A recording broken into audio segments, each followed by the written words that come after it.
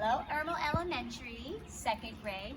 In order of celebrating Earth Day, which was actually a few days ago, we are going to read The Lorax by Dr. Seuss. By the way, the book is much better than the movie. The Lorax by Dr. Seuss.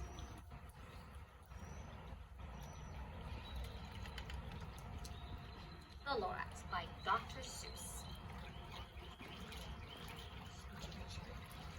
The Street of the Lifted Lorax. At the far end of town, where the grickle grass grows, and the wind smells slow and sour when it blows, and no birds ever sing excepting old crows, is the street of the Lifted Lorax.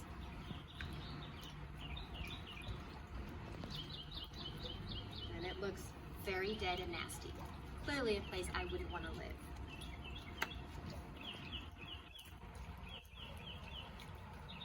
And deep in the grickle grass, some people say, if you look deep enough, you can still see today where the Lorax once stood, just as long as it could, before somebody lifted the Lorax away. What was the Lorax? And why was it there? And why was it lifted and taken somewhere? Far from the far end of town where the grickle grass grows, the old Onceler still lives here. Ask him, he knows.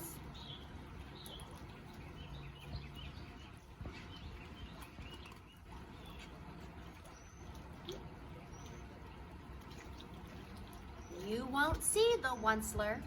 Don't knock at his door. He stays in his lurkin on top of his store. He lurks in his lurkin, cold under the roof, where he makes his own clothes out of muffered moof. And on special dank midnights in August, he peeks out the shutters, and sometimes he speaks and tells how the Lorax was lifted away. He tells you, perhaps, if you're willing to pay. The Onceler. Let's see the little boy.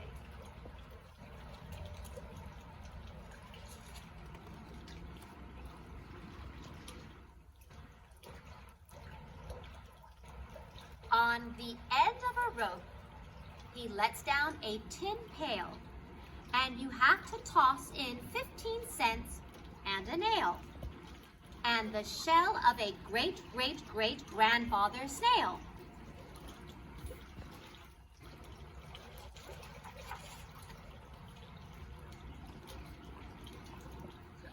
Then he pulls up the pail, makes a most careful count to see if you've paid him the proper amount. Then he hides what you paid him away in his snub, his secret strange hole in his groovulous glove. Then he grunts, I will call you by whisper my phone, for the secret I tell are for your ears alone.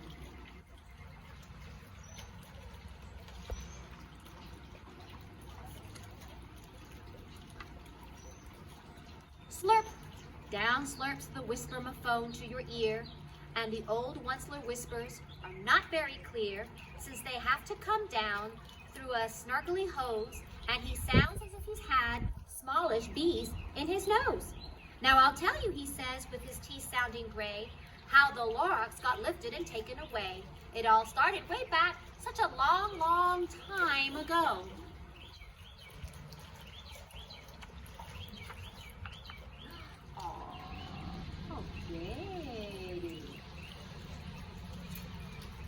Back in the days when the grass was still green, and the pond was still wet, and the clouds were still clean, and the songs of the swami swans rang out in space, one morning I came to this glorious place. And I first saw the trees, the truffula trees, the bright colored tufts of the truffula trees, mile after mile in the fresh morning breeze.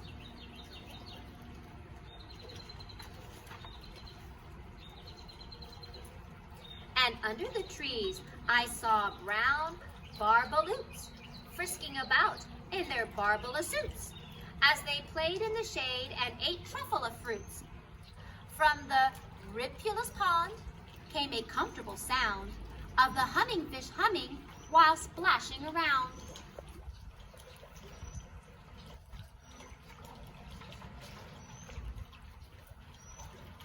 But those truffula trees, all my life I've been searching for trees such as these. The touch of their tufts was much softer than silk, and they had a sweet smell of fresh buttermilk. I felt a great leaping of joy in my heart, and I just knew what I'd do. I unloaded my cart.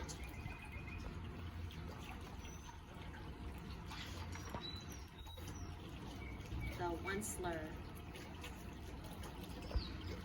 In no time at all, I had built a small shop. Then I chopped down a truffle tree with one chop. And with great skillful skill and with great speedy speed, I took the soft truff and I knitted a sneed. What's a sneed? Ooh, some sort of really silky suit. There you chop down the tree.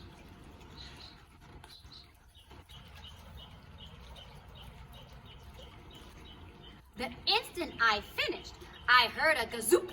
I looked, I saw something pop out of the stump of the tree that I had chopped down. It was sort of a man. Describe him? Ooh, that's hard. I don't know if I can. He was shortish and oldish and brownish and mossy, and he spoke with a voice that was sharpish and bossy.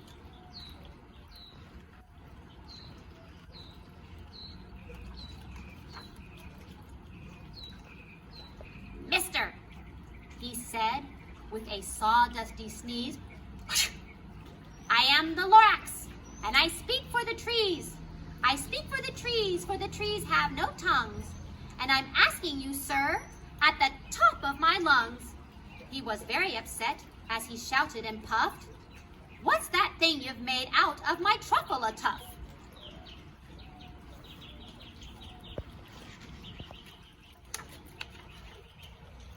Look, Lorax, I said, there's no cause for alarm. I chopped just one tree. I am doing no harm. I'm being quite useful.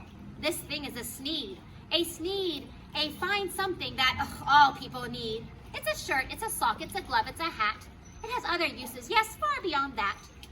You can use it for carpets, for pillows and sheets, or curtains, or cover your bicycle seats. The Lorax said, sir, you are crazy with greed. There is no one on earth who would buy a full sneed.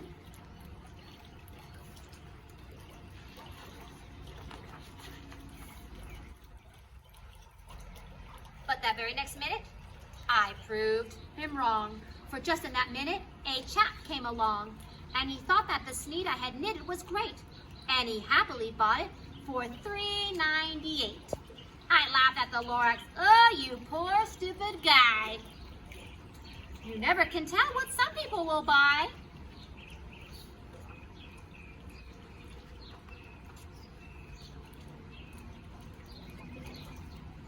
I repeat, cried the Lorax, I speak for the trees. I'm busy, I told him. Shut up, if you please. I rushed across the room, and in no time at all, built a radio phone, and I put in a call. I called my brothers, my uncles, my aunts, and I said, listen here, we've got a wonderful chance for the whole Once-ler family to get mighty rich. Get over here fast, take the road to North Nitch, turn left on Wickawaken, sharp right on South Stitch.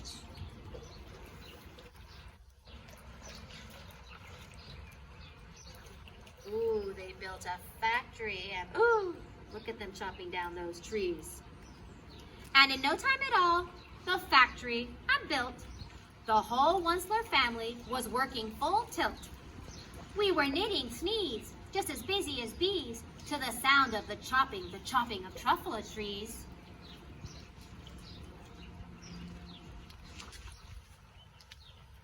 in. Oh, baby, oh, how my business did grow. Now, chopping one tree at a time was just too slow. So I quickly invented my super axe hacker, which whacked off 4 truffle trees in one smacker. We were making sneeze 4 times as fast as before, and that Lorax, he didn't show up anymore.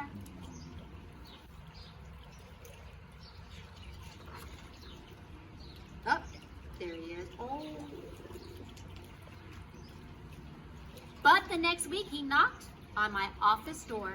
He snapped, "I am the Lorax who speaks for the trees, which you seem to be chopping as fast as you please, but I'm also in charge of the brown barbaloots, who play in the shade and eat barbaloots and in their barbaloot suits, and happily live eating truffle of fruits.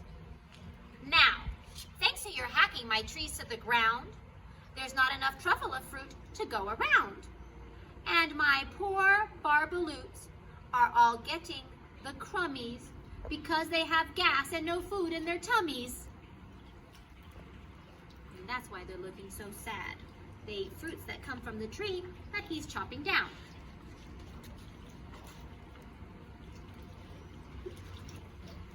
They love living here, but I can't let them stay. They'll have to find food, and I hope that they may. "Good luck, boys," he cried, and he sent them away. I, the Onceler, felt sad as I watched them all go. But business is business, and business must grow, regardless of crummies and tummies, you know?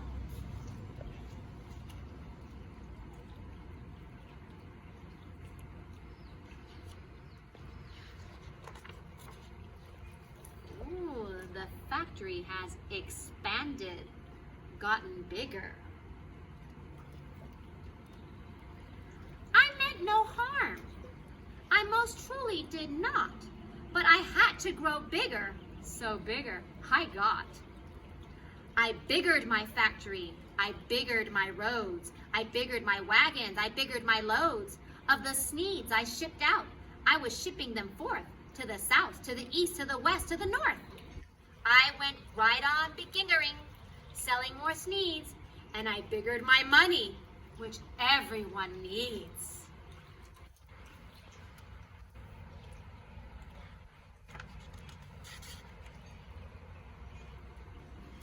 Then again, he came back.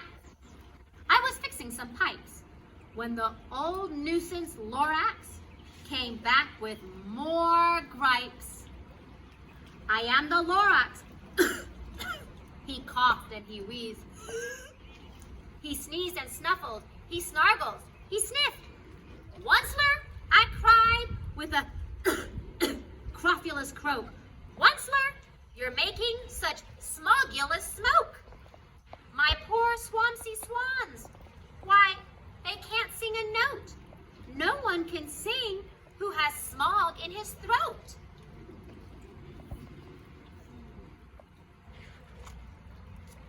Pollution in the air caused by the factory.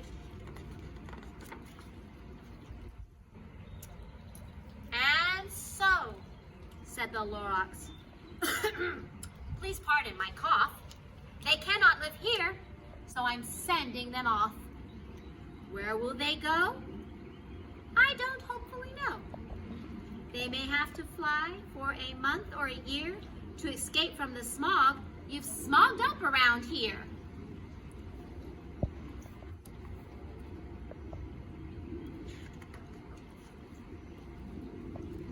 "What's more," snapped the Lorax, his dander was up, "let me say a few words about Gluppity Glup. Your machinery chugs on day and night without stop, making gluppity gloop, also sloppity slop. And what do you do with the leftover goo? I'll show you, you dirty old Onceler man, you."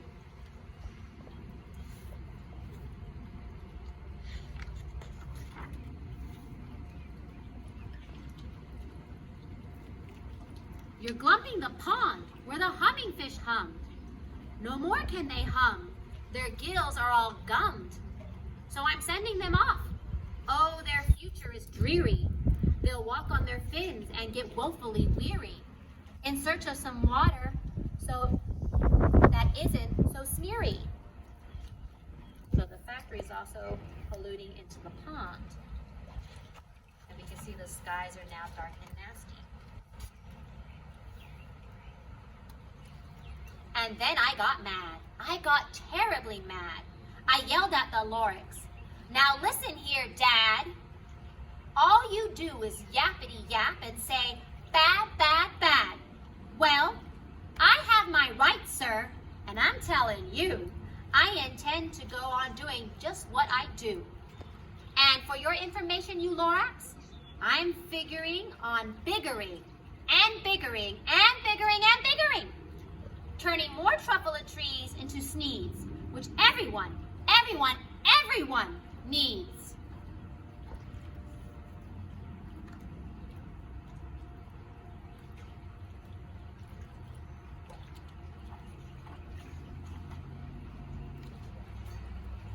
And at that very moment, we heard a loud whack.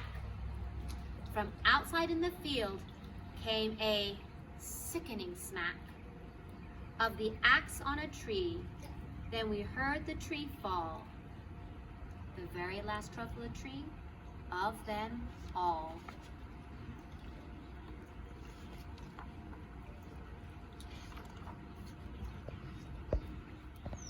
No more trees, no more thieves, no more work to be done. So in no time, my uncles and aunts and everyone all waved goodbye. They jumped in their cars, they drove away under the smoke-smugged stars. Now all that was left, 'neath the bad-smelling sky, was my big empty factory, the Lorax, and I.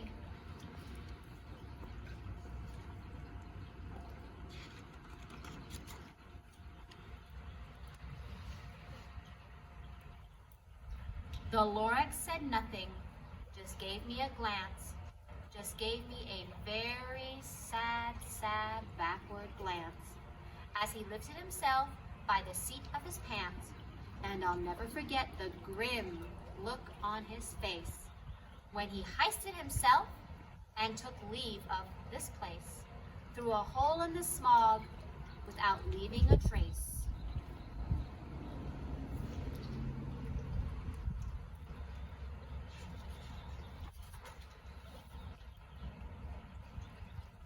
And all that the Lorax left here in this mess was a small pile of rocks with the word unless. Whatever that meant, well, I just couldn't guess. That was long, long ago, but each day since that day, I've sat here and worried away through the years while my buildings have fallen apart, and I've worried about it with all of my heart.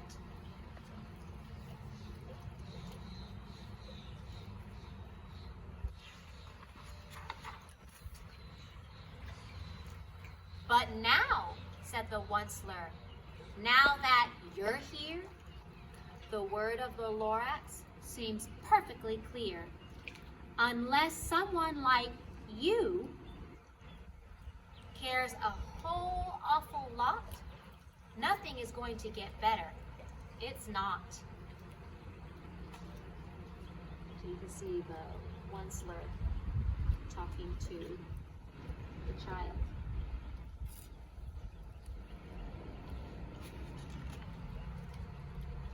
So, catch, calls the Onceler. He's let something fall. It's a truffula seed. It's the last one of all. You're in charge of the last of the truffula seeds. And truffula trees are what everyone needs. Plant a new truffula. Treat it with care. Give it clean water and feed it fresh air. Grow a forest, protect it from axes that hack. Then the Lorax and all his friends, may they come back.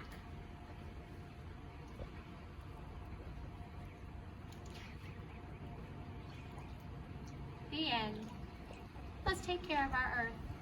Let's plant a tree. Thank you, second grade, for listening to me.